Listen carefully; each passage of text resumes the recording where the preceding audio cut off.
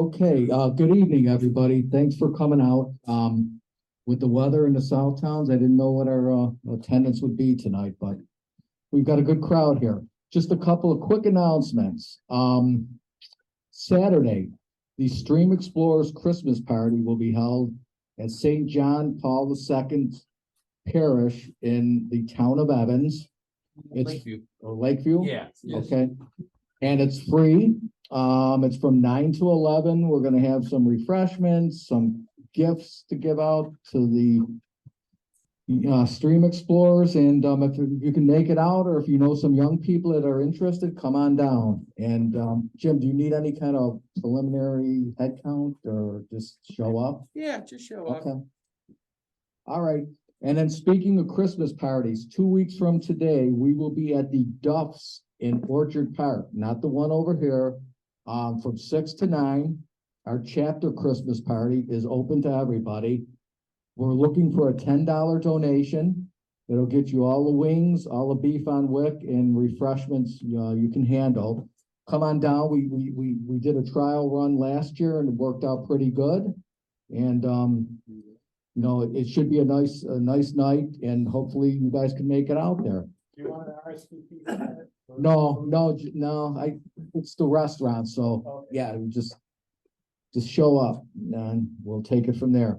A couple of announcements I found out today, and I'm really excited about them. Jim Markham, you know, the DEC biologist that comes here and talks about steelhead every September, has got a new job. He got a promotion. He is now the Region 9 Regional Fisheries Manager. He will be working out of the Allegheny office and a day in Buffalo. And I think it's a good fit for Jim, and I think it's a really good move for the DEC down there and the inland trout streams and the steelhead. And he's been really good to work with, and I'm looking forward to continuing that relationship. Joe, when does he start working in those areas? Effective tomorrow. Yeah. I just found this out today.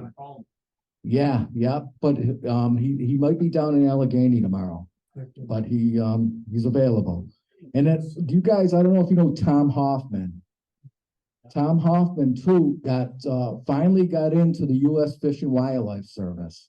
He's going to be the project rehab. Let's see, Habitat Program Lead at the U.S. Fish and Wildlife Service. And Tom is another good guy. We've done a lot of projects with him, and he's got his finger in all the different projects that we've done over the years and more to come. So I was really happy to hear that, because they were kind of moving him around. He didn't even know if he was going to stay with them. He was working down at for the USDA. His position is effective December 18th. He is a TU member. Yeah, he's going to be working out of the, I don't know if I'm pronouncing this right, the Bossum office near the Alabama swamps, I believe. So that was good news. Another thing, you guys all should have got an invitation via email for the state council general meeting, which is this Saturday. I think it's from 9 to noon. It's a Zoom meeting. Yeah. Yeah. So if you can make it, it's interesting. There's going to be a number of different speakers there giving an update on all the projects and programs throughout New York State. Finally, I just want to make note, because I always forget this. We're going to record this presentation from Bob, and it'll be on YouTube within a couple of days. And with that, I'm going to introduce Bob Lindquist, and I hope I pronounced your name right, Bob. You did a great job, thank you. Okay, Bob is an author, writer. He's written in a lot of different publications: Fly Fisherman, Fly Tire, I think American Angler. He is on the show circuit. He works all the big fly fishing shows, and he was gracious enough to donate his time and energy to give a presentation tonight. So I think it'll be a good one. It's on fishing the Delaware and just difficult trout in general, and I will turn it over to Bob. How is everybody out there tonight? Y'all doing good? All right. So listen, we're about to get started, and I know there's a little bit of a concern about question asking and stuff. So maybe the best idea is if you have a question and it's not a killer important pressing question, kind of save it to the end. There's also a good chance I'll get to answering it somewhere in the presentation. And if it's a really important one and you just got to get it out, kind of have someone let me know that there's a real big question, and we will pause for a moment and get into it at a convenient time that follows. Sound good? Yes, sir. Excellent. Very good. Okay. Delaware River. It is my home waters. I actually grew up on Long Island in New York. And I got engaged to my wife in 1983, and her family lives right on the Delaware. Now her mom lives 1 mile up the road from us. We live on the banks of the Delaware River. So I've been fishing it since 1983, but I also did a tremendous amount of spring creek fishing and also saltwater fly fishing when I lived down on Long Island. So I have a lot of experience here, but also in varied types of fishing. And what I can comfortably say is that I think the Delaware is a very special place. It's just a majestic, unbelievable world unto itself. And if you truly enjoy the most challenging trout and wild trout with size and that are discriminating, it's a wonderful place to come check out. So I've heard it said that you do not go to the Delaware to learn how to fly fish. You go to the Delaware to test how well you fly fish, and there is a whole lot of truth in that comment. The Delaware is full of mystery. In case you don't know, it's a really big river. Where my house is, the river is about 500 feet wide at its point. Okay. There are many reasons for the mysteries of the Delaware, but there's this sense of secrecy because everything is upsized. It's a massive river. It's a massive ecosystem. To try to observe, to try to figure it out, nobody will get it all understood. There is so much food in this river. You'll see tons of pictures of different food tonight. There are so many places to go on such varied flows. And because this is a tailwater river, the flows change pretty frequently. And that in turn has the fish moving around. So there's all these secrets to uncover.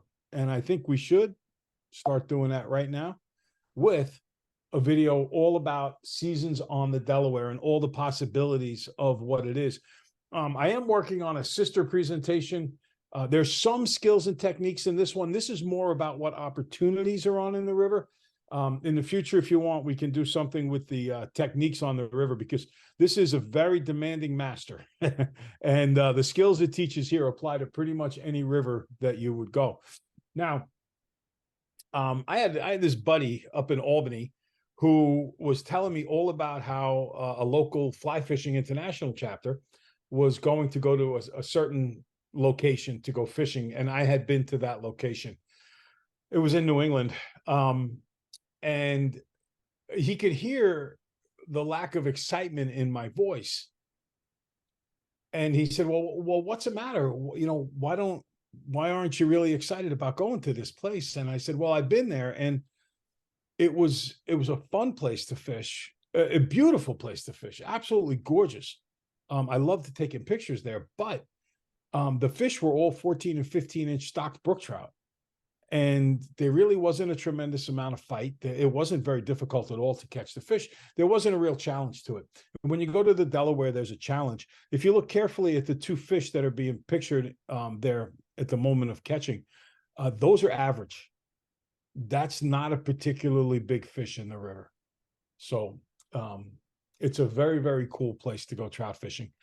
About 25 years ago, I had an Able TR3 reel, and I had a rainbow spool me.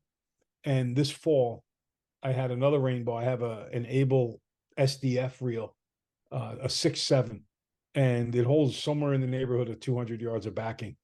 And a fish spooled me, literally took me down to the point where I was looking at no line left on the spool and just a little knot holding the whole thing together. And I ran after that fish. So the fish in this river are most remarkable, and you don't find trout like this in too many places in the East. They're really, really special fish. Sometimes people hear about the Delaware and they read about the Delaware and they start thinking, oh man, all I got to do is plan a trip and go down there and I'm going to start catching fish like this one. And that's just not the case. You might get lucky and do it. They are here. There's no question about it. But there's a lot to learn about this system. And I'm going to try to expose you to some of the ideas and some of the things that'll help you catch fish. And I'm definitely going to show you all the opportunities that are down here as well.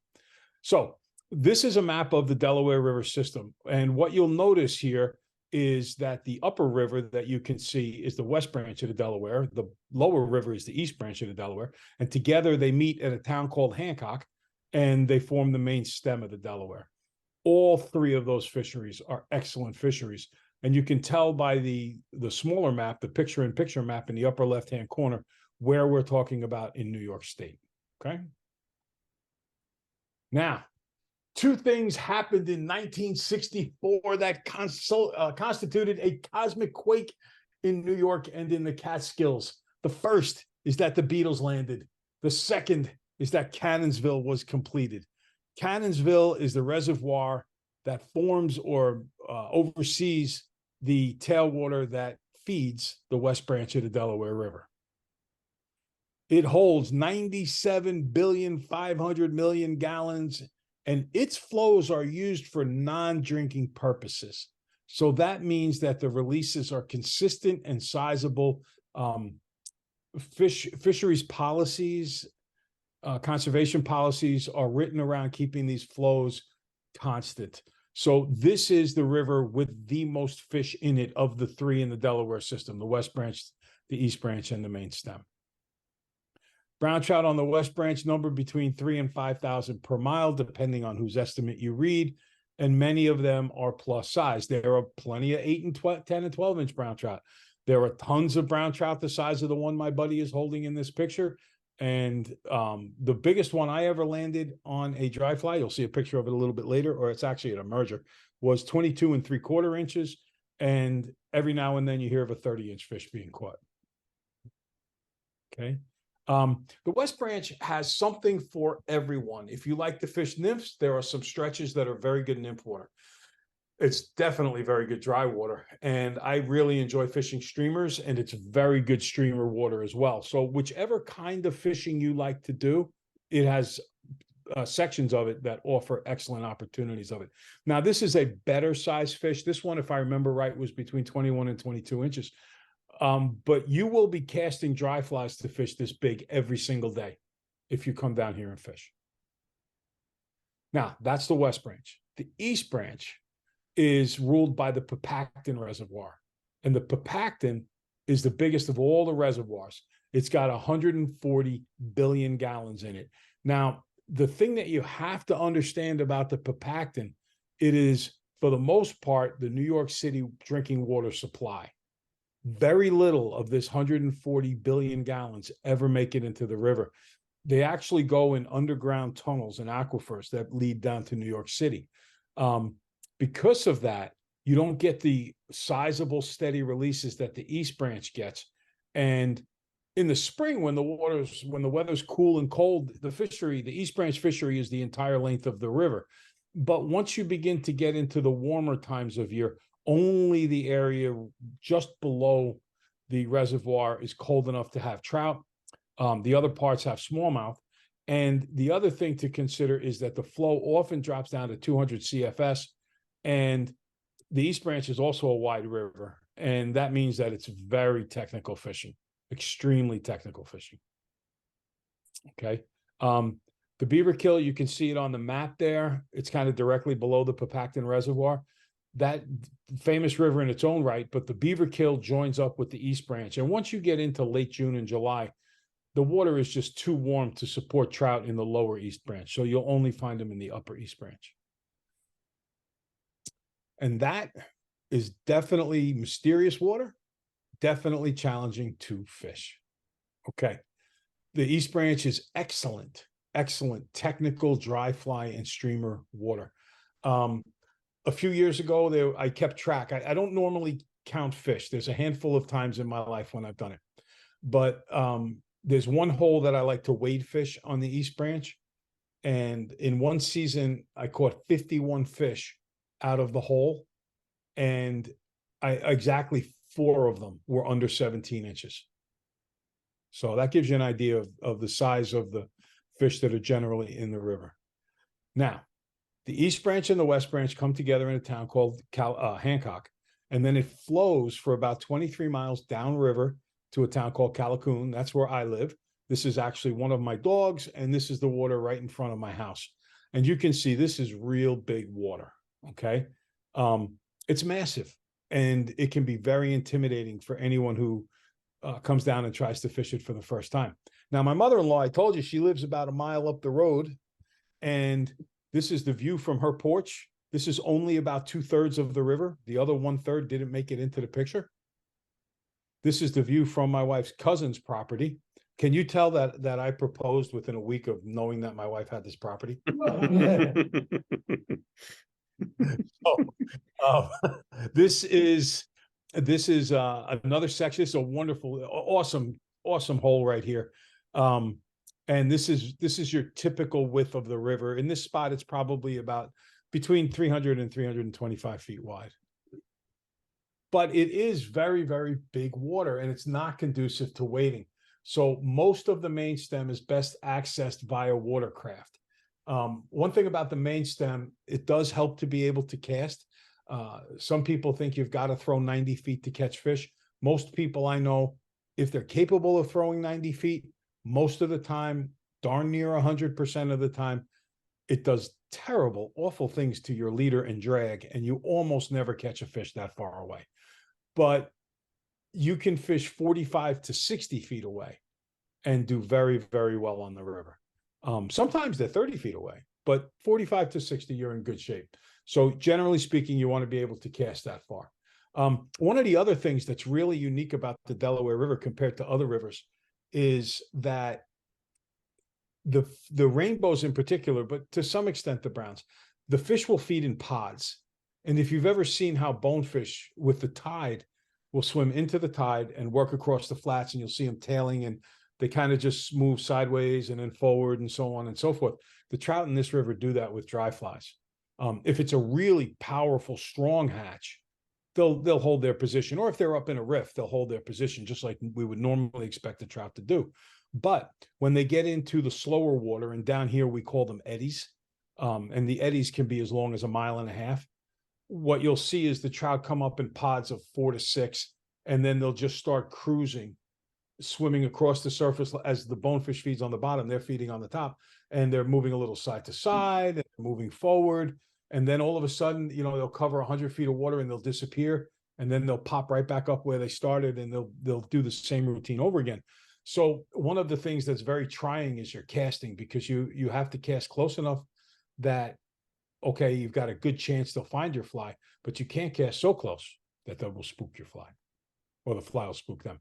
Now, trout are not the only game in town. You've got smallmouth bass in the river. In fact, many magazines list the main stem below Callicoon as one of the 5 or 10 best smallmouth fisheries that there is in the United States of America. There are lots of sunnies in the river, rock bass, striped bass are even in the river, decent numbers of them. I've seen them into the mid 30-inch range, and I grew up on Long Island fishing for stripers, so I know a striper when I see it. Lots of shad in the river. It's a pretty famous shad location. And believe it or not, we've got a really healthy population of walleye in the river. So there's a warm water section, and there's also a trout section. And whatever you prefer to chase, depending on time of year and water temps, because it is a tailwater, that determines where you're best off going. Now, of all the fish in the Delaware River, the one that makes it special is the rainbow in the Delaware River rainbows trout. There's a story about their introduction. In these days of political fact checkers, I do not know if this has been fact checked, but I can tell you without a doubt what the legend is. And the legend is, and parts of this are absolutely verified. The legend is that around the year 1900, I think it was a little before, but maybe it was a little after, there was a shipment of rainbow trout going from the McCloud River in Northern California all the way across the country by rail to a hatchery on Long Island in Cold Spring Harbor. That much is a true statement. And they were fry. They weren't adult fish. Well, a train derailed here in Callicoon, New York. And when it derailed, the conductor on the train knew that the fish would die. And it just so happens, this is the part that gets a little sketchy. It just so happens that the conductor's name was Dan Cahill, as in Light Cahill and Dark Cahill. And Dan Cahill and a bunch of people on the train went and grabbed the whiskey barrel containers, I guess they were, of the rainbow trout. And there's a feeder creek that goes into the Delaware here called Callicoon Creek. And they released the young rainbow trout around the year 1900 into Callicoon Creek. And despite the fact that at the time, there was no tailwater fishery here, and summer temperatures in this river would easily reach 80 degrees all the time, every year, somehow these rainbows managed to survive. And they are a remarkably hardy, remarkably powerful rainbow trout. It's not an exaggeration to say that in prime temperature conditions, say around 60 degrees, if you catch a 14-inch rainbow, he will take you into your backing. These are truly special fish. They come from a steelhead strain, and the rainbows within the Delaware are migratory to find cool water. They'll go to spring holes. They'll go to where tributaries pour in. They'll go up the branches. Like the West Branch early in the year does not have a lot of rainbows in it, but when thermal stress hits, a lot of rainbows will go up into the West Branch because of the cold water. So they travel up and down and throughout the system. They love dry flies and they love swinging flies. They really, if you like swinging flies for trout, this is a fantastic river for doing that. Now, what makes the Delaware so exceptional? Well, the first thing is the benefit of being a tailwater fishery. This leads to very consistent flows, which give you a mind-blowing, and that's not an exaggeration, as you will soon see, density and variety of aquatic life. The character of the river, coupled with the consistency, density, and diversity of the hatches, produces super selective fish and big fish. This is a place where you go when you say, you know what, I really like to go after a tough fish. There are times when you can go after a fish in this river for 2, 3, 4 hours. He's coming up, you're casting to him, and it's mano a mano. It's you versus the fish. And then there is the strain of fish which found their way into the river system. You got those rainbows. Rainbows in this river rarely reach 20 inches. There's a lot of 18s and 19s. There's just not a lot of 20s. And the browns grow very, very big in this river. That is a very typical moment of the hatch, what you're looking at right there. And those are Hendricksons early in the year. When you've got that many flies on the water, it automatically becomes difficult to catch fish because they just have a lot to choose from. That fish right there is 21 3/4 inches long, and it probably took me an hour and a half to catch him along the bank. Everything else in the world when it comes to chasing trout is checkers. The Delaware is chess. My buddy Mike said that. All right, so what are some of the keys to success on the river? And this applies to many waters, but particularly the Delaware River. The single most important concept to understand when you're fishing dry flies on the Delaware system is that you want the fish to see the fly first. That's critical. These fish are smart. They're educated. In some places of the river, particularly the West Branch and the Upper Main, they have been pounded. So they know how to spot a fraud. And I think the biggest way they spot a fraud is not so much from the way the fly is tied, unless you tie it fat. If your flies are chunky, they're not going to take them, or they'll rarely take them. But I think it's with drag. So the first thing you have to know how to do is a reach cast. And I'm going to narrate through here. This is me on my front lawn doing a little bit of casting here to show you a reach cast. Now, first, here's your normal cast. You just cast it out straight, okay? I think this is another normal cast here. There you go. Now, with a reach cast, you're just going to, at the end, after you snap, you're going to lay the rod upriver. There you go. And what that does is it creates an angle in the fly. What you're doing is you're mending in the air before your fly ever hits the water. That will take what would have been, because there are a lot of currents in this river, that would take what might have been a 5 to 10 foot drift and turn it into a 20 to 30 foot drift, giving you much more opportunity to give a drag-free fly to the fish. Now, to give you an idea, this is the West Branch up around Deposit. And most people would look at my buddy Pat's cast here, and he's a great caster. And they'd say, oh my God, look at that cast. Look at that tight loop. This is a perfect cast. And by the way, every single white dot on the water is a sulfur. And this picture was taken at about 1 o'clock in the afternoon. So in the summer times, there's a sulfur hatch here that goes from more or less noon until 4 o'clock. It takes an hour off, and then it starts up again from about, I'd say 6 o'clock maybe, until 6 or 6:30 until dark. So that's how prolific the bugs are. And if you have prolific bugs, you have prolific fishing. So back to Pat's picture perfect cast here. This cast will not catch a thing on the Delaware River. It's just not going to get the drift that you need. Let me show you how we turn a regular cast, a perfect cast like this, into a reach cast. First, this is not pointing across the river. This is just as if he had finished the cast higher, and you pop with a push of the wrist, okay? Then, as you're lowering your rod, you don't lower it straight down, you reach it up river, okay?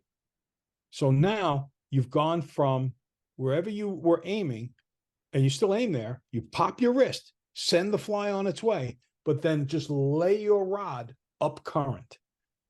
When you lay your rod down toward the water up current, all of a sudden, the line will go this way. It will, if you pop, it'll have some wiggles in it, which is very good for extending drag. And the other thing that you'll notice is that instead of it being a straight line across the river, it's pointed down the river, which allows, as this is drifting down, the fish is going to see the fly first.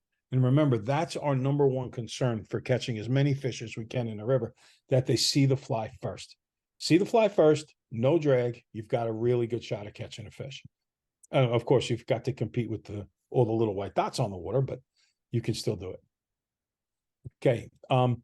In my opinion, the 3 most overlooked and critical keys to successful fishing are what the flow level is, the stealth where in the water column the fish are feeding, and making sure we get it in those spots. Now, this is a picture from a spring creek back on Long Island. I used to fish all the time. Obviously, a lot of fish are rising here. But what I want you to notice is that at no point in time do you see a fish's nose over the surface. You do, however, see bubbles in a couple of these rings. And what you need to learn to really be able to catch fish in the Delaware is you need to be able to understand what the fish are telling you. And then you interpret what they're telling you to adjust your strategies to catch them. So we're going to go through and talk about flow, being stealthy in the water. That's critical in this river. Even though it's such a big river, you have to be super stealthy. And noticing exactly where in the water column the fish are feeding. Now, as far as flows go, basically, it's one of the most important things. If you come down and you decide that you're going to take out a guide, the guide will know where the fish tend to go with different flows.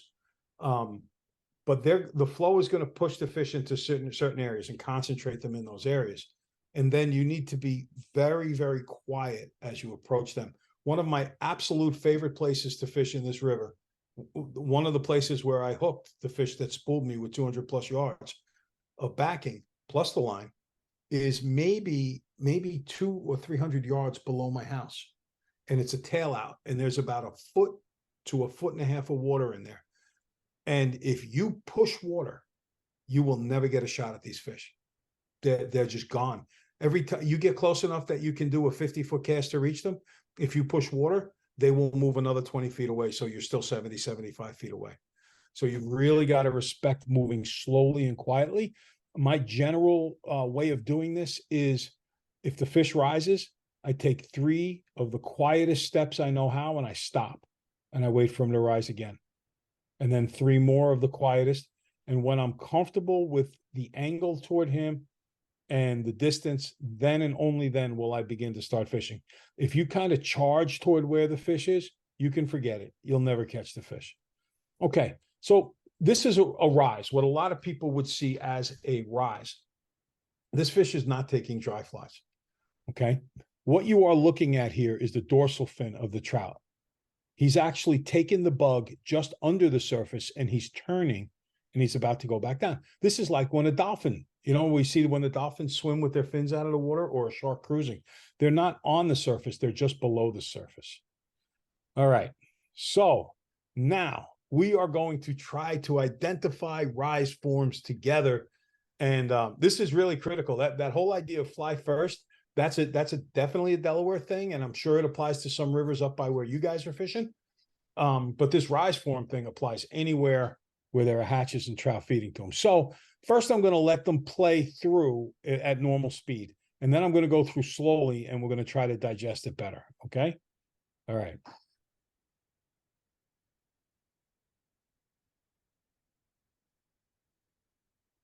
All right, so the one fish rose there. This is actually on Willowweemont Creek because I could get really close to the fish. All right, so nothing's happening here. Nothing's happening. The red circle will tell you when it's going to happen.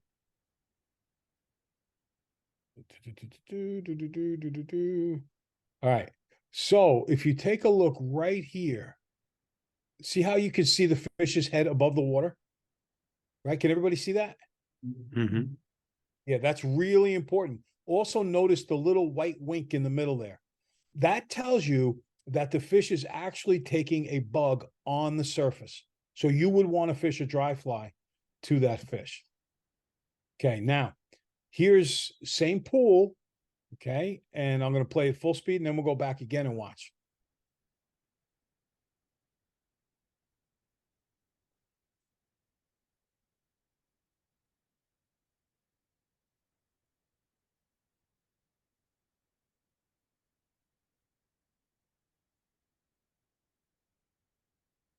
Okay, so let's go through real slow again and let's watch.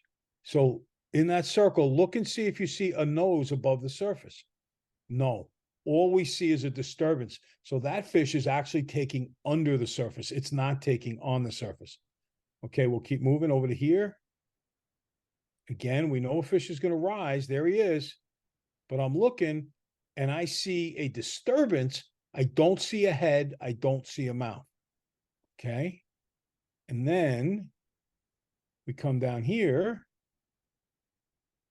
And now it's a little tough to tell. I think that's his fin breaking the surface. I don't think it's his mouth because I don't see any white, but I am behind him. I would have, for that fish, it could be on the surface or it could be under the surface. All right. And finally here, it's just a subtle little rise form. And boom, that fish is definitely under the surface. This one, that's just a water disturbance. I didn't see a nose. I didn't see white.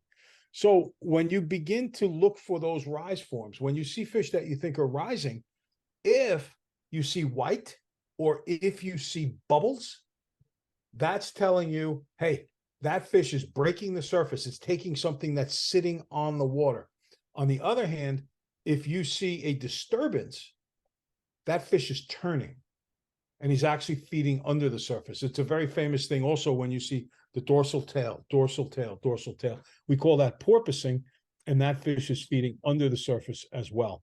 So how do we approach fishing in these situations? Well, if you're super confident about how the fish is feeding, you could choose one or the other. But what I have found is a really successful way to catch fish out of the river is what we call a dry dropper. But it's not like used out west where you put on something like a chubby Chernobyl or something, and then you put 5 feet of leader material and a weighted nymph below. That's not the way we fish it. What we'll do is we'll fish something like a parachute or a comparadun, something that floats well, and we will tie a fluorocarbon leader material to the bend of the hook, and then off the eye of the hook, we'll do an emerger of some type. This happens to be a bar emerger. We'll talk to you sooner about that, or pretty soon. And then we fish the two of them at the same time. And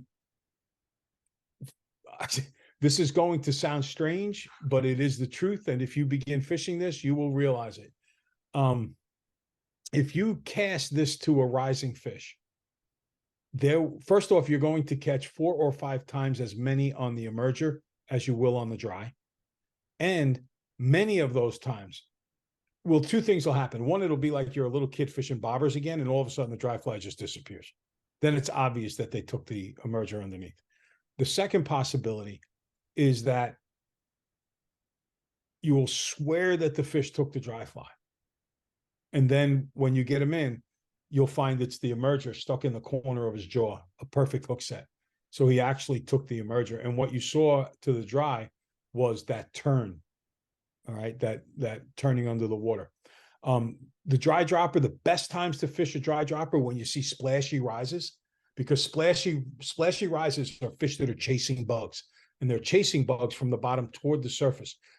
Fish rising to a dun don't usually make a splashy rise. It's usually a very rhythmic rise. If you see a bulging rise form, the porpoising we spoke of before, if you see that the surface was disturbed, but there's no bubble rise, no bubble in the rise, then you're going to catch many more fish on that emerger underneath. As far as how long to make that dropper, generally I'm in the 12 to 18 inch range. If I'm in shallow water, I'll be around 12 inches. If I'm in deeper water, I'll be about 18 inches. Okay. Now, does anybody have any questions up until now about dry dropper, reading rise forms, anything like that? Okay. Yeah. Oh, go ahead. None at this time, no. Okay, good. All right. So this is a video of what it can be like fishing in the Catskills. And it shows you how hard they fight. It shows you a few other things going on, and so on and so forth. So let's bring into you video to show you exactly what it is we're talking about. Oh, like they say about upstate weather, you don't like it, wind.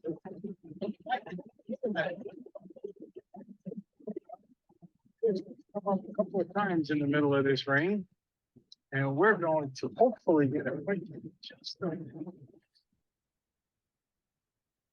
Well, we're off to a good start on the East Branch.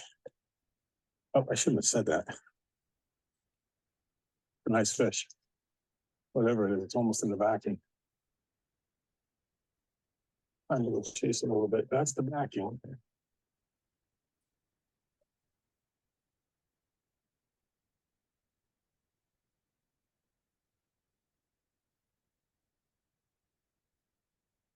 Wash Brown, Wrigley Cripple, and a farm merger March Brown. That's a really nice fish. Only got on 5X, so I better go chasing after him a little bit. He took the bar. That I'm sure of.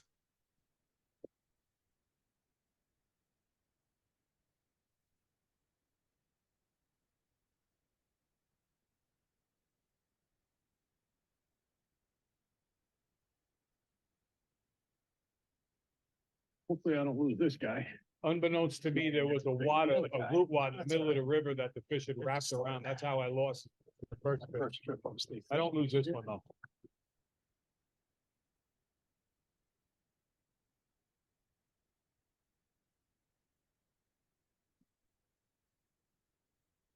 Not a bad fish.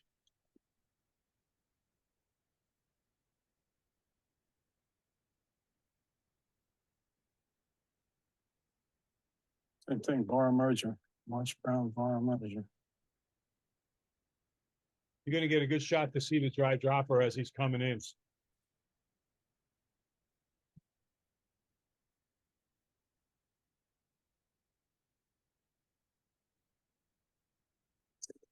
One is show there.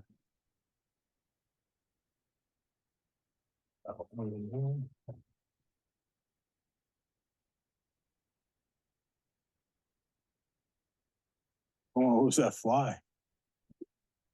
Looks like about a 12, maybe a 14-inch fish. Missed him. See the Get your dry head up. fly Come dancing on. around there? I don't look like an idiot here. There we go. Yeah, And you can see the dry dancing around. He's got the emerger right in 14 the corner inches. of his mouth. nice fish. All right. Oh, So what are we talking about? Well, here's a picture of a brown trout under the water in my net with a bar emerger stuck in his jaw. Now, what exactly is a bar emerger? There's a picture of one on the right-hand side. All it is, the rear half of this fly is the nymph, and the fore half of this fly is the dun, the colors of. This one happens to be for a Hendrickson, which has your gray wings. This is the more of a rusty brown kind of red quill color for the abdomen or the thorax, I'm sorry, and the abdomen being like the nymph is a darker brown color. I actually tie this on a dry fly hook because I don't want it to sink too much and I don't want it to affect the dry fly too much. But that's the bar emerger. That's what hooked the previous fish, and it catches an enormous number of fish in this river, also soft tackles. Now, as far as the hatches that you'll find on the Delaware, the Hendrickson is king. From late April through mid-May, somewhere on the river system, there's really good hatches of Hendricksons. And the fish haven't been fished over all winter long, so they're kind of stupid. They're hungry. They're very gluttony. And they also are reckless by comparison. They haven't really settled into their technical mode yet. So it's a really good time to catch big fish. Sulfurs are a close second. From the middle of May until early November, there are sulfurs hatching on the river at some place somewhere. Green drakes, brown drakes and stuff, they can be incredible upriver. However, you got to kind of be lucky to catch the hatch. Figure when Memorial Day is, it's somewhere between a week before and a week after, and it only lasts 3 to 4 days. Rainy days are great days for olives, and they're particularly heavy in the fall. And we're going to show you a lot about that in a couple of minutes. Spinner is when the mayfly dun returns to the water. Spinners are extremely important on this river. Fish feed super heavy on them. And yes, you can fish dry flies in the dark. It's a great river for fishing dry flies in the dark. It's one of the coolest experiences you'll ever try to do. There's an art form to it, but you can do it, and you can catch a lot of fish in the dark. A lot of times when you get later into the season, the fish in this river do not start rising until it gets near dark. And there's a whole bunch of Hendricksons.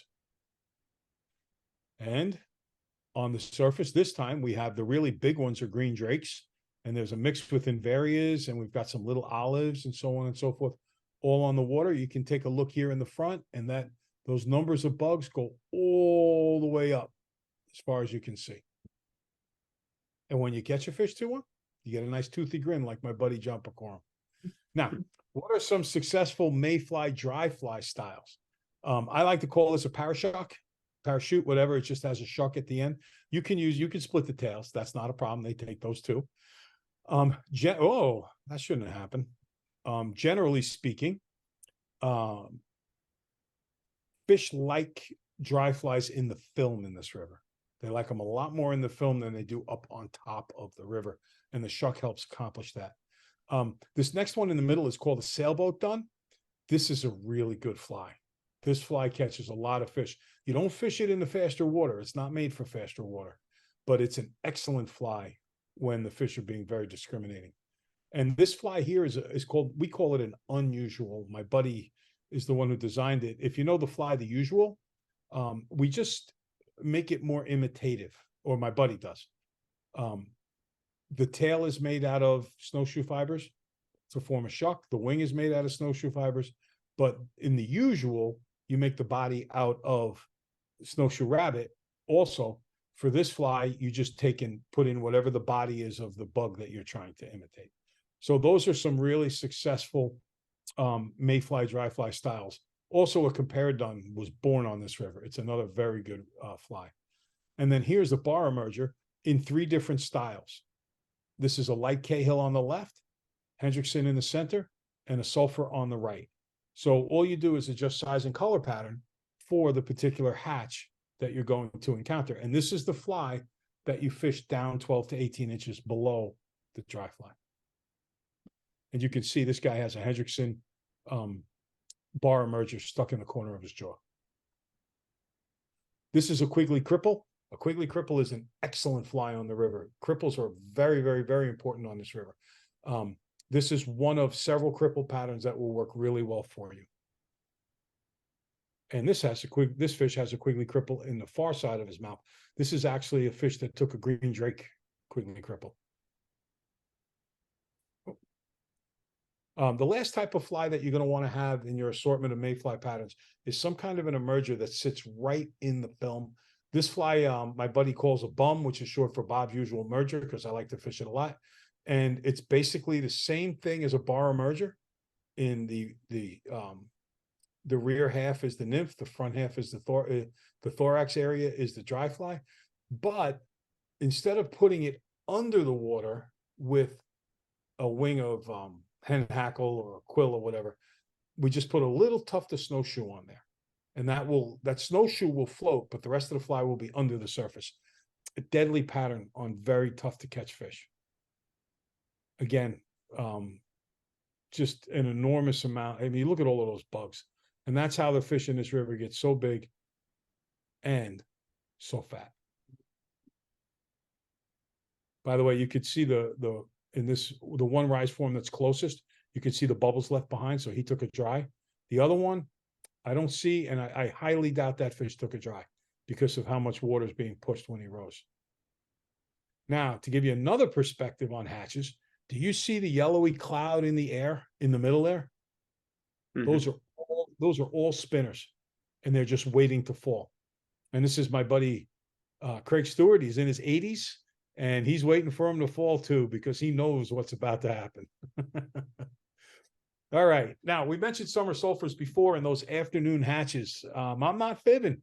You can get started around noon in the afternoon, and you can fish until about 4, maybe 4:30 with heads rising like crazy, fish taking like crazy.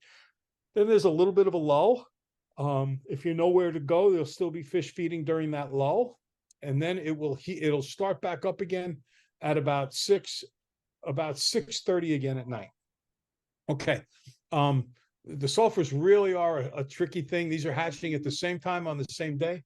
Sorry about that with my dog, Ziva. Quiet. The yellow one, hey, enough. The yellow one, they can be yellowy sulfurs. They can be whitish sulfurs. Some of them have orange thoraxes. So there's a whole bunch of different color sulfurs coming off at the same time, which is one thing that makes this hatch among the most difficult hatches literally in the country to fish. I'm not exaggerating when I say that. And you can see all the sulfurs on the surface here. You know you got a nice fish when the tail looks like that coming out of the water. This is my personal best that I've ever caught to a dry fly rig. It was the dry dropper rig. He took the bar emerger, and it was 22 3/4 inches long. Really, really cool. Also on real fine tippet. So it was excellent. The hatches in this river really are special. Here's a day with green drakes, invarias, and a couple of other bugs.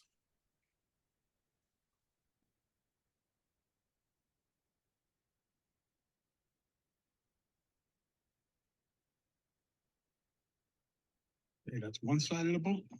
Now we'll go to the other side.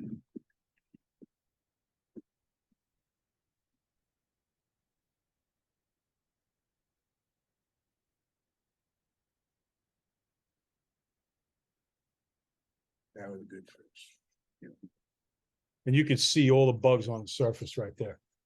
Now, to understand how challenging this river is, in the morning, there was a less dense hatch of little Hendricksons, also called the Femarella X's. And my buddy, who you could see in the corner there, he managed 5 fish that morning, which is really, really, really good on the Delaware. You get 5 fish in the morning. It is, write it in the calendar. In the afternoon, these fish rose for 4 hours. And in those 4 hours, neither my buddy nor his friend were able to catch a fish. Out of all of those fish, what you just saw was it happened for 4 hours, and they couldn't catch a fish. And the reason was they were having a really hard time trying to get a reach cast to them.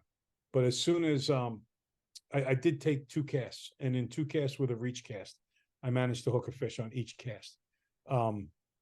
And again, that's because this is my buddy. He came down for the day just to fish with me. So he said, here, I can't catch them, you catch them. And he gave me the rod and I said, pro man, we got to hit with a reach cast. Boom, had a fish. And then also a little while later. So that's the importance of a reach cast and the difference between catching fish, 2 fish on 2 casts, and watching fish for 4 hours and unable to catch them. Whoop. There's one of the fish we pulled out. Really nice fish in the river. Okay. The ability to master the reach cast is the difference between catching these fish and not catching anything. Now, one of the great times to fish this river system is in the autumn. These fish are fattening up for the winter. The rainbows are on a tear at this particular time. And you will get, generally speaking, the most consistent hatches of the year. Fish will feed like crazy. I don't ordinarily take pictures of a fish like this, but this is a 20-inch fish pretty much on the nose. And this is the very first fish I ever caught in my drift boat. So I took a picture like this because I was so proud that it was 20 inches in my drift boat. And this is what the hatch looks like. These are the tiny olives on the water. So you can see the density of these hatches and what's going on. And all along, from right along those leaves on the bank, the knotweed, all out into these stones here, there are fish working like crazy. And what we fish with the little olives is a little tiny sailboat dun or a little tiny soft tackle. The fish, I fish more of the soft tackle than the sailboat dun, but when they're really up on the surface, I'll go to the sailboat dun. All right, so that gives you an overview of what the mayfly action is like, how challenging and exciting it is in the river. But mayflies are not the only bugs in the river. We also get caddisflies. Don't ever underestimate them. At times they can be really important, and they are a fantastic searching fly when there's no obvious surface action. So you come to a riff, you just swing wets. Swinging wets in this river is a great way to catch fish. Okay. Delaware is a bug factory. Caddis are incredibly significant, just like mayflies. Now, here's another video, and this video, I don't catch anything in this video. You'll see the billions of caddis in the air. And what I do want you to notice is that I do a really nice reach cast in this video. So that's the best part of the video. This hatch of caddisflies. There are just billions of them. And I have the perfect fly on for these. I'm not exactly sure what it is. I can tell you it's about a size 15. It's got a green body and a ginger thorax and a mottled ginger wing. I know that. But what I don't see is any fish rising to them at all. So I'm fishing in a merger under parashuck caddis, a taboo Watch for caddis reach. under a parashuck. See that reach where I laid it up? And I'm just hoping they start to come up. Maybe they hatched all during the day. Just heard one.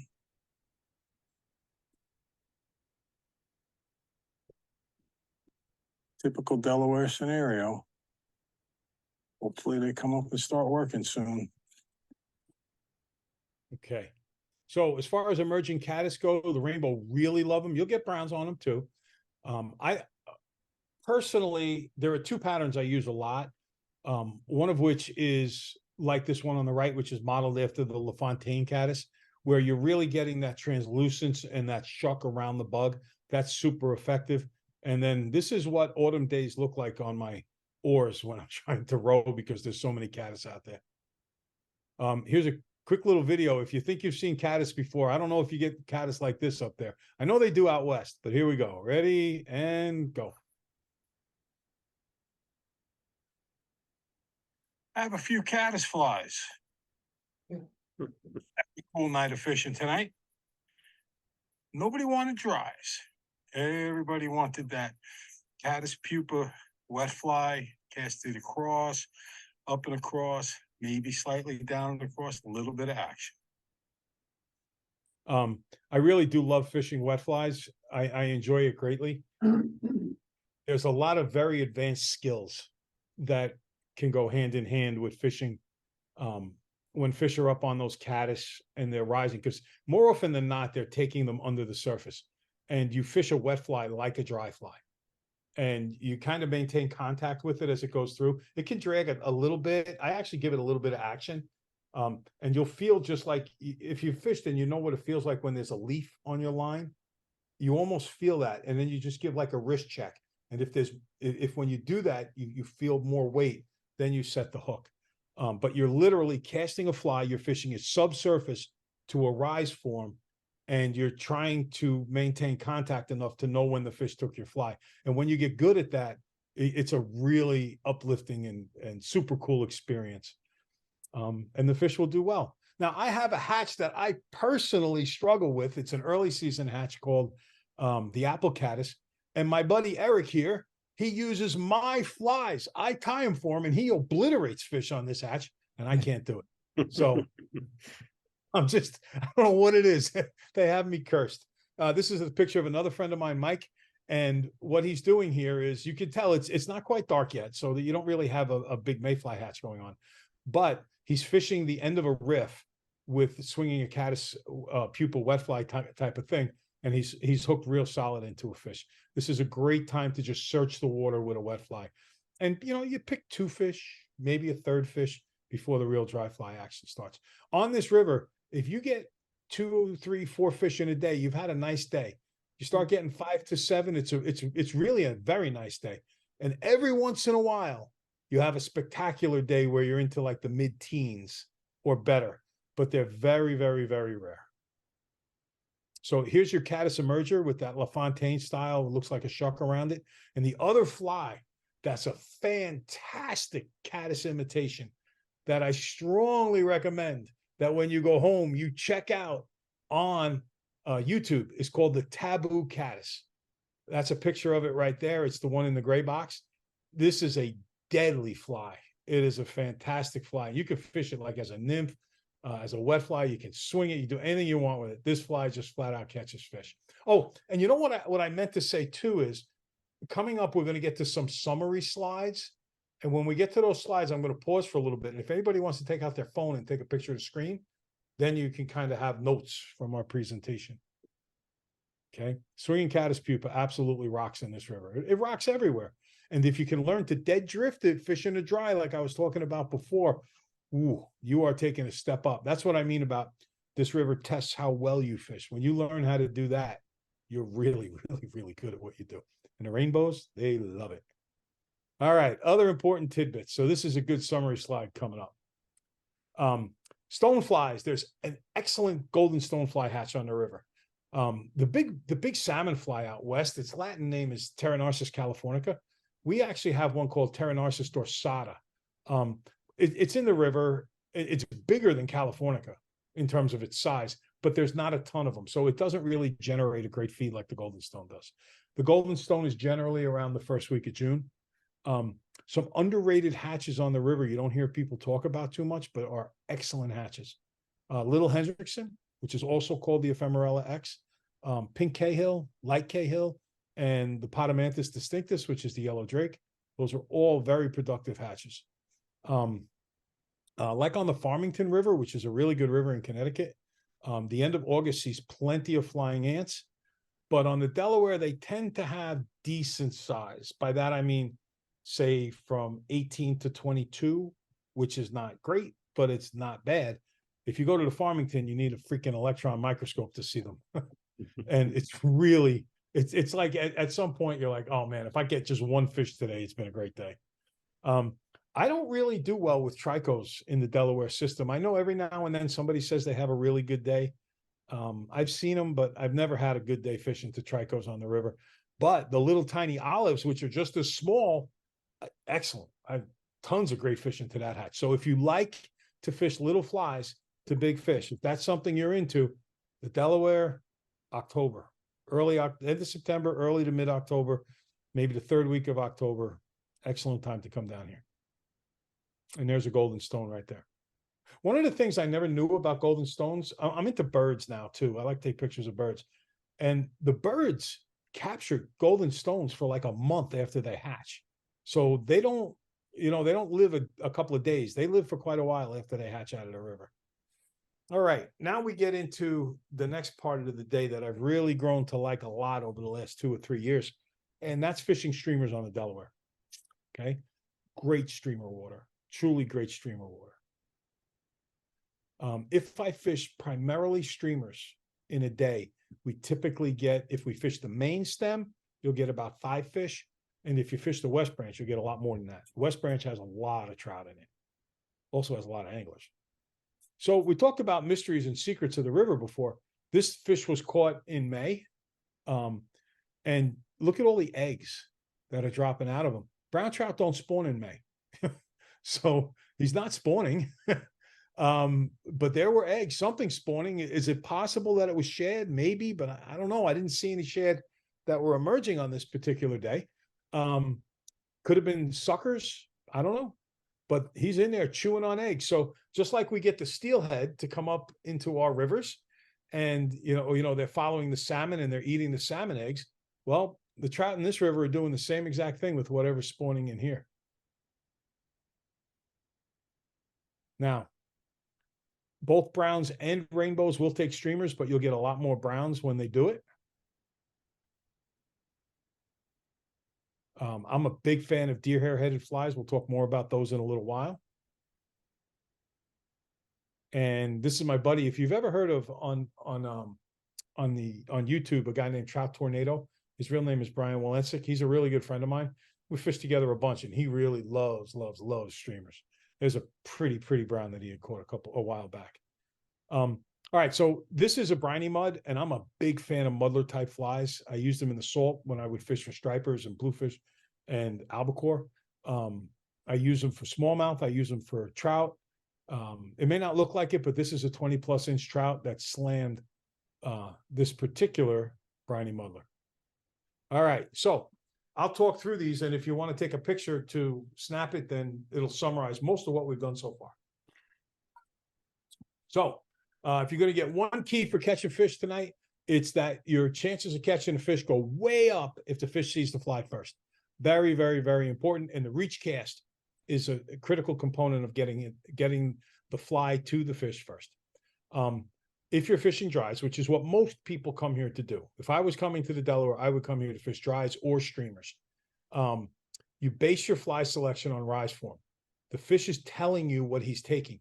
Don't say to yourself, oh, I like a particular fly, I'm going to fish this fly, or this fly worked in the past.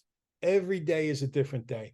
You've got to see the rise form, what they're telling you about what they're taking. I also carry an aquarium net in my boat, and I reach down, and when the bugs are hatching, I scoop them up so I know what bug it is, and then I look at the rise form and I know what stage of the bug it is, and then we're usually into fish from that point forward. The hatches on this river, as you saw in the pictures, they're massive by comparison to other rivers. I have a hard time believing that too many people have really seen caddis hatches like covered my boat that night, and that was like every day for 2.5 weeks that was going on. Or the mayfly hatches I showed you pictures of. All the sections of the Delaware are challenging in their own right. The West Branch gets hammered in the spring. Oh my God. I don't want to say I will not go on the West Branch, but I avoid the West Branch until summer, because in the summer, a lot less people are there. The sulfurs are there. It's a technical hatch, but there's very few people on the river. So you can get a lot of water to yourself and enjoy it without having boats passing by and spooking the fish. The East Branch, especially in summer, is super technical. The Main is very big water. The West and the East are big water, but the Main is massive water. The West Branch has very good access. If you're going to look to come down and you don't want to have a guide and you want to just find places where you can go in and wait around and try to figure it out yourself, the West is the best place to go to. Okay. The East and the Main stem have poor access, especially the lower East. And the other thing to know about the Main stem is that it's a deep enough river that you usually, in most places, you can't wade far from shore, and you're not going to be able to reach the fish unless you have a personal watercraft. Either you're in a drift boat, you have your own drift boat, or you have a guide who takes you out on his drift boat, or you have what Brian has, one of these things that it looks like an oblong tube, and he floats down in it and sits in it. It's not exactly like a belly boat, but it's kind of like a belly boat. Never, ever, ever overlook caddis, especially swinging wets. Swinging wets before a hatch starts is a great way to pick fish in this river. My My personal strategy has evolved, and I really like to fish streamers early in the day, particularly on a cloudy day, until prime bug time approaches. And then I'll switch usually to wets for a little while and then dries for the rest of the evening for the main event. And the Delaware's chess. You don't master chess in a day, nor do you master the Delaware in a single trip. But we're only now starting to talk about the other kinds of fishing in the river. Smallmouth, shad, a whole warm water fishery in the river. Now, what you may not know about shad, everybody knows that, I hope everybody knows that they're coming upriver like salmon to spawn. In fact, they're nicknamed the poor man's salmon, and they're really strong fish. You can have a lot of fun with shad. But after they spawn, they feed, and they will go shoulder to shoulder and push trout out of the way to get in the best feeding lanes for sulfurs. They love taking sulfurs. So you can absolutely catch plenty of shad on dry flies. There's yellow perch in the river. There's walleye in the river, smallmouth. And personally, the way I fish for smallmouth has evolved over the recent years. When I used to fish for smallmouth, I used to get a lot of like 8 to 10 or 11-inch smallmouth, and I would get a lot of them in a day. I mean, a lot. And then I really began to concentrate on fishing deep, fishing heavy eyes on the flies. And now I don't catch as many in a day. I might only get 15 or 20 fish on a drift. Some days you get a lot more than that. Some days we've had 35 or 40 even with this, but the size we're catching is much, much, much better. 12 to 16 inches. Well, I would say more like 11 to 15, with some bigger than 15 are pretty much every day that you get. All right. Now you can see, looking at the preceding flies, that there's weight on these flies. And that's really a critical component of catching your bigger smallmouth. Like, this is more or less a typical sized one that we would catch fishing in the summer and the fall. And they also, oh my God, have I fallen in love with fishing crayfish flies. I do really, really well on crayfish flies. If you like to fish like tease fish with a fly, crayfish fly is the way to go. You can see one in the mouth of a smallmouth here. And that's a nice smallmouth. That was about 18 inches. They slam crayfish patterns. There's one in the mouth of a rock bass, and that's a copper top, and that's in a red-breasted sunfish. I don't know if you've ever caught a red-breasted sunfish, but in the words of my buddy Henry, who lives down in Georgia and does what he calls so he catches striped bass in Lake Lanier. He guides down there, and he tells me this quote about red-breasted sunfish, which I thought was pretty accurate and pretty funny. He said, if they grew to the size of permit, nobody would talk about permit. They're an aggressive little fish, man. All right. So here's some of the most successful weighted streamers we have used. And if you want to take a picture of this in a sec, you'll have a list of them. And you can look them all up on YouTube. The first one is a copper top. The next one is a clonker. George's killer fly is a really good pattern. And a full motion crayfish. Those 4 flies with a briny muddler. If I had those 4 plus briny muddlers, I don't need another streamer in this river. I'll catch anything that swims with just those flies. Now, this is what a clonker is. A clonker is a clouser mixed with a zonker, okay? So you do the eyes on the bottom like you would a clouser, but across the top, instead of putting bucktail, you put a rabbit strip, okay? Really, really, really good fly. Super successful. And then there's briny muddlers. And there's a lot of things to like about briny muddlers. One of the things is that we fish a lot of sinking lines with our streamers. And when you fish a deer hair-headed fly, it has a tendency to float, to buoy up. And if you fish it on a sinking line, you still get the clouser effect, because every time you pull the sinking line, it darts down. And then when you pause, it floats up a little. So it's still jigging. It's just jigging down to up instead of up to down. And it also gives it a beefier profile, which attracts some bigger fish. And also, particularly in off-colored water, the head produces vibrations underwater, and the fish's lateral line picks up on it, and you can do really well. I've caught almost all of my biggest fish that I've ever caught on streamers on deer hair-headed flies, from striped bass in excess of 30 pounds to smallmouth like this guy here. They really, really appreciate it. This is another one of those pictures of a smallmouth that really taught us something. My buddy Eric caught this fly, and the water temperature was 43 degrees, and he's still out there feeding. Okay. Now, What differentiates fly fishing the Delaware from fly fishing other rivers? Well, I don't know if you guys have ever had the opportunity to catch albacore. Anybody there ever catch an albacore? No. No. Well, put that on the bucket list. All right. They're a really powerful fish. Bluefish are what most people catch, and a bluefish is nothing compared to an albacore. What about Atlantic salmon? Anybody there ever catch an Atlantic salmon? Yep. Got people in the All room. right.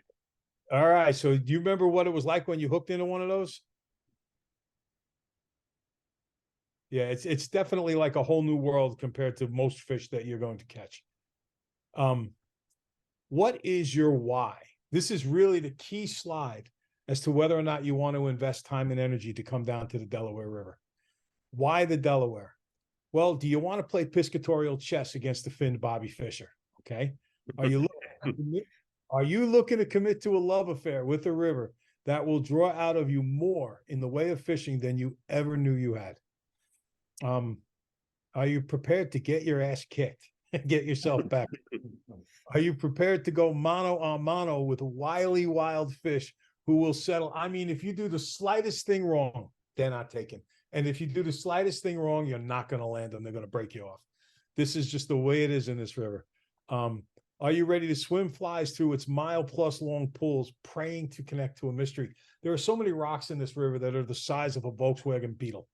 And every time you strip a streamer behind one of those flies, behind one of those rocks, you're dreaming of this like monster brown coming out from behind there and just slamming it, or a striped bass, or a big old walleye. We down the street from my house last year, I didn't catch it, and it was on spinning gear, but a guy got a 34-inch walleye. I mean, that's absurd. 30-inch brown and 34-inch walleye in the same pool. It's unbelievable. All right. So pink, here we go. If you want that kind of challenge, the Delaware is a great river to go to. But if you think that, like you show up and you start catching fish like this one here, or in some of the other pictures, and you kind of think it organically follows that just because you come down here to fish, you're going to catch these guys, it doesn't work like that. This is a river for people who are good and want to get good and are really looking forward to catching the very best fish you can possibly go for. This river is a demanding mistress.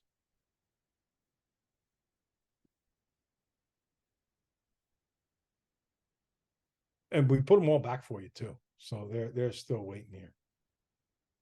It's the unbelievable, mind-blowing hatches. You look, when Delaware guys know, when you look for this every single night, and it's just mayhem is about to break wide open. You got to know your bugs. There's tons of them on the river. Know how to present the fly down and across. Okay, use that reach cast to your advantage. Read your rise forms. What are those rise forms telling you? Where do you go on a particular flow? Like, for instance, this hole on the bottom picture there where my buddy Eric is fishing.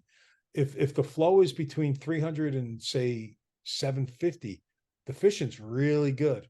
When it starts getting up over 1,000 or it starts getting down to 200, it's very, very, very tricky. So I would look online and I'd say, well, what's the flow in the east? Well, today the flow in the east is 400. I'd say, oh, this is where we're going to go. But if it said, well, the flow in the east is 180, I'd say, okay, we're going to go someplace else. All right. Do you know the song Springsteen song called Secret Garden? You've gone 1,000,000 miles. How far did you get? To that place where you can't remember and you can't forget. She'll lead you down the path. There'll be tenderness in the air. She'll let you come just far enough and she'll know she's really there. She'll look at you and smile and her eyes will say, that's this river. Is a secret garden. And when you can put your hands on these fish with consistency, and you're holding up an 18-inch rainbow or you're holding up a 22-inch brown, and all you went through to catch it, it's a really, really satisfying feeling.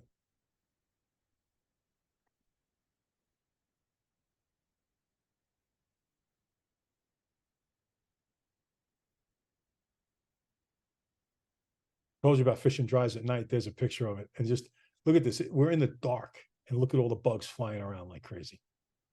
It's a really mysterious place. It's a wonderful place to fish with just great results. You just got to work for it. Now, I do guide on the river. If anybody's interested and you want to come on down, be happy to take you out. There's, and this is just a statement, not trying to sell you anything. It just so happens that the house next door to me is a vacation rental by owner, and it's only $160 a day, but it's a 3-day minimum. So if you were to come here, that's a great place to stay. And there's another guide on the river that I really think is great, that would also be a wonderful person for you to connect with. So there's myself, and there's also this guy, Jason Dapra. Both know the river very, very, very well. So if you wanted to, I'll pause for a second, and this would be a good spot to just take a quick little picture. And also, this is another brown I got. There's just a lot of nice fish in this river. What I do during the season is I send out an email every week or so, and what I talk about is the river conditions, what's happening, what's going on. So if you say to yourself, look, I want to go down to the river. I don't, whether you fish with me or not, doesn't make a difference. What should I be prepared for? What am I likely to encounter? What has the fishing been like? Well, every week I usually take out, I would say on an average week, I'm out with a client anywhere from 3 to 5 times. I don't like to go out every day. So in the 3 to 5 trips, what I do is I summarize what each trip was like and what flies worked, what flies didn't work. During the winter time, this time of year, I'll send one out every month or so, and say, look, here's some really good flies that work well on the river. And then I'll link to flies that are on YouTube that I tie that you can use and see the steps for it, and so on and so forth. If you want updates on the river and you say, hey, that'd be pretty cool to know about, or you have a friend whose email you want to do, my email is jcnflies@charter.net. And if you just send me an email, I will add you to the list of people who get the documents. I just send a PDF. My website is fliesforfish.com. And that's my cell phone number and my home phone number. So that is what the Delaware is like. I will say one other thing before we conclude. Some guy raised his hand at an event I did in Pennsylvania, and he goes, I got one question for you. I said, what's that? He goes, do you catch any little fish? I said to him, I said, I never really stopped to think about it, but honestly, almost never.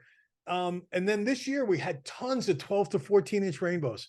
So we did get a bumper crop of 12 to 14 inch fish that might be really, really, really good, like next year and the year after that as well, in terms of what's coming up. And the other thing, at the same event, another guy raised his hand, and I said, yeah. He goes, listen, I want to thank you. And I said, why? He goes, because you told the truth. He said, so many people will come out here and they'll try to, convince people that just go out on a trip with me and you're going to go catch a fish like the one you're looking at in the picture there. And he says, it just doesn't work like that. You do have to work hard, and you have to pay your dues for them. And you might get one like that, and then like the next 30 trips, you might not. So you never know. But everything that you heard tonight is a very accurate rendition of what's going on in the river and what it offers to you in terms of possibilities. Okay. Anybody have any questions? We do. We're going to run a mic to get the questions. So just bear with us while we do that. Okay. You know what I'm also going to do? I'm going to stop the sharing, and then, I can you can see me and so on. Oh yeah, that's great. All right. And you can see my fly tying room. What is your terrestrial season down there? To be honest with you, the dominant one is the ants, which is the end of August into early September. What some people do here, it's not like most rivers are what, 30 to 50 feet wide or 20 to 50 feet wide. And there's a lot of trees overarching the river. So you do get a lot of terrestrial action. That's like what it was like when I lived on Long Island.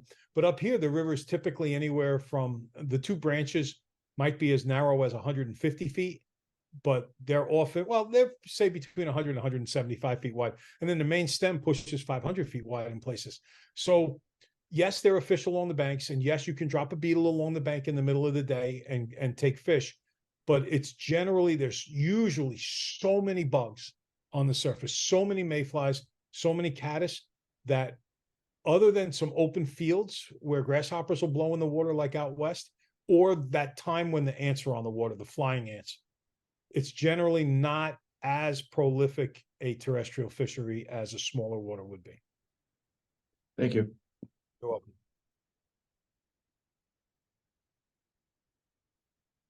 Hear you say that you have. I'm sorry, I didn't hear that. What's your favorite wet flies you like to swing? Ah, good question. Well, I would say, everything is a little time of year dependent, but in general classifications, I love soft tackles. Absolutely love soft tackles. I love that the caddis pupa that I tied there.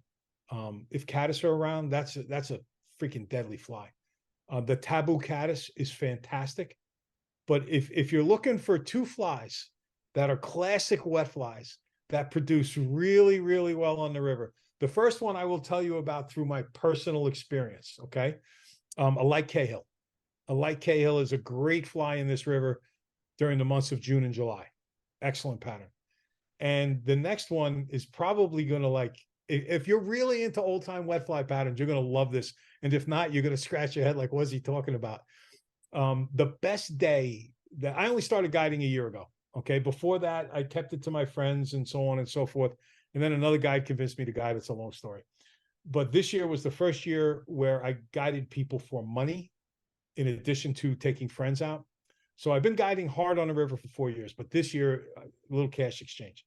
So this year, when I had one of my clients out, we fished a fly called a Wickham's Fancy, and we had about 25 fish. And that's the most fish that I've ever caught on this river in a day.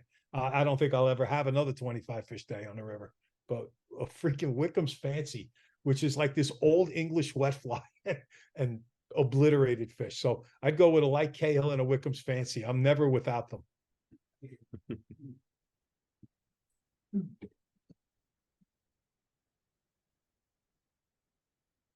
Okay, Bob.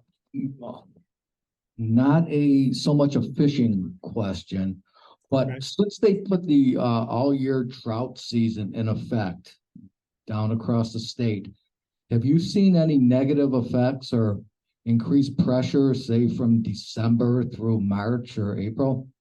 Well, I can tell you that I went out the other day and I have a trout spay rod I'm trying to learn to get better with.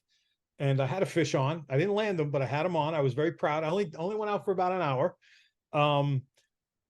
This year is the first year in my life when I saw huge numbers of 12 to 14-inch rainbow trout down here. And those fish, I think they were born 2 years ago.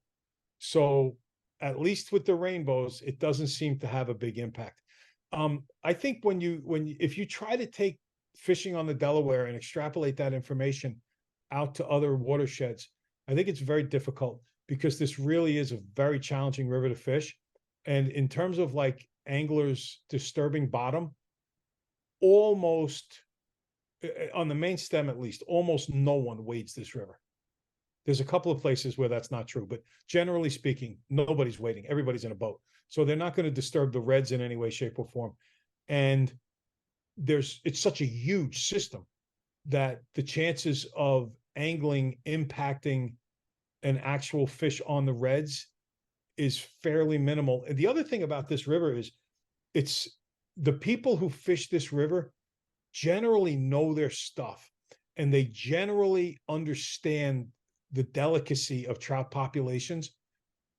You don't have to tell them to catch and release, and you don't have to tell them to stay away from reds. So for this system, I don't think it's had a big impact, but I can absolutely see it having a big impact. Like where I used to fish on the Carmen's River on Long Island, it's a spring creek and it has wild brookies. And if people were out wading that river during spawning season and just after, until such time as the eggs hatched, it would be devastating. Okay. One other question. You didn't mention much about nymph fishing. Do you fish a lot of nymphs, and how are they typically fished on the river? Tight lined or indicator or Euro, anything? That's a great question. The way they're typically fished on this river is a lot of guides will put a bobber or the Western style dry dropper and they will drift as the boat drifts along, and they'll go out the sides. I personally, look, it's the client's day. It's whatever the client wants to do, but I don't think that's getting out of the Delaware what the Delaware offers to you.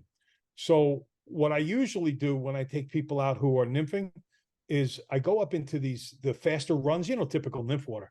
So we go up into that. And the reason there are like no pictures of this is because the way I fish those waters, nymphing water is typically, waist deep or less, knee deep. I get out of the boat and I hold the boat and I walk the boat through the good nymph water while they're doing their nymphing out of the boat. So if you drift that with a nymph in the fast water, you're through the water in a hurry and you don't really get a chance to work it. So I have to do that with the boat, but that unfortunately means that I'm not going to be able to take too many pictures. So yes, you can nymph the water. There's not like if you're on the main stem, the lower fish, the stretch I fish on the lower main past my house is 10.65 miles long. There are 3 places that are good nymph water in there. Now they're each a couple 100 yards long, but that's it for that whole stretch of water. If you go into the west, you can find a lot of good nymphing water in the west. And again, what we'll do is I get out of the boat, I hold the boat, and I walk the boat through very, very slowly so that we're getting a chance to methodically cover all of the good spots. And there are so many good spots in these areas that you can't just drift through them. If you do, you're going to miss out on what they offer. So that's why I don't really have pictures of nymphing. Thank you. You're welcome.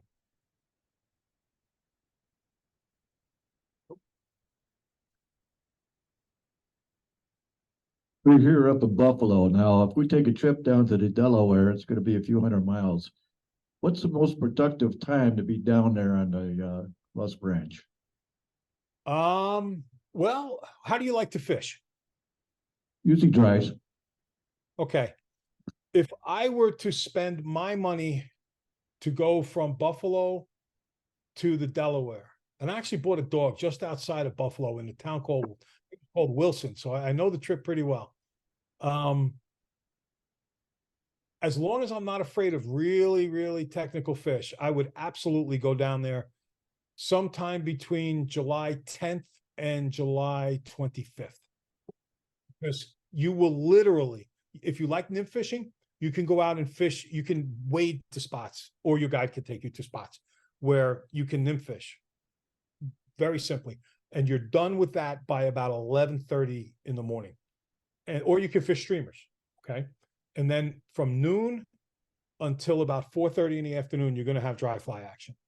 And then, like, I know one spot where I will then drop down into a tail out and fish still picking the tail out. Some of them are very big. And then it'll kind of slow down for an hour. Everybody eats a sub and drinks whatever they're going to drink and so on. And then you set up for the evening hatch, and then the fish will come back out again anytime between 6:30, 6:45 or so. And the fish will rise till 11 o'clock at night. So you can get an honest 8 to 10 hours of dry fly action a day during that time. The same be said for the Willow-Weemock and the Beaverkill?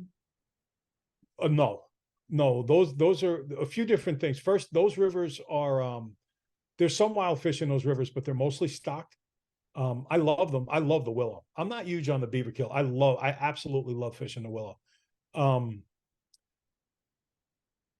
During that time of year, you're not going to get those hatches on those rivers because they're not tailwaters. That sulfur hatch in the afternoon is totally dependent on tailwaters. If I wanted to catch and have my best shot at a truly big fish on a dry, 1 week either side of Memorial Day or Hendrickson time, which is roughly from the last few days of April until, say, May 10th or 15th.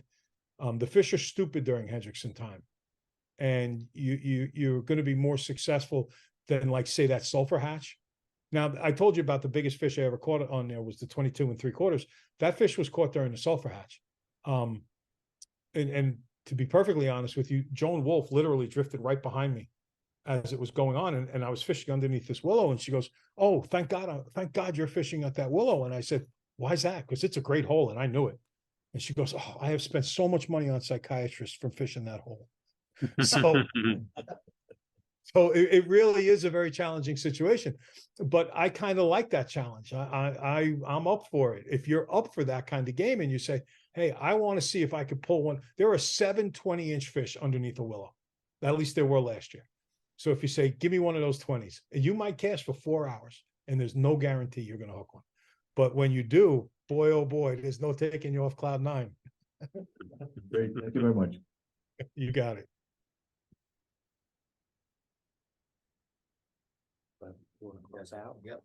Anyone else or?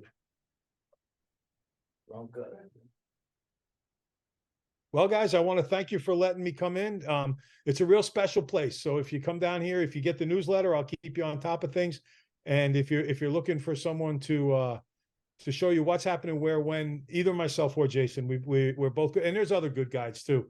But it's a really quality fishery, and I think you'll enjoy it a lot. Yeah, yes, thank you, Bob. Thanks for spending the evening with us. Thank you very much. Presentation. Really All right. appreciate it. All right. You're most welcome, guys. Enjoy. Take care and have an awesome night. Yep, thank you. You too.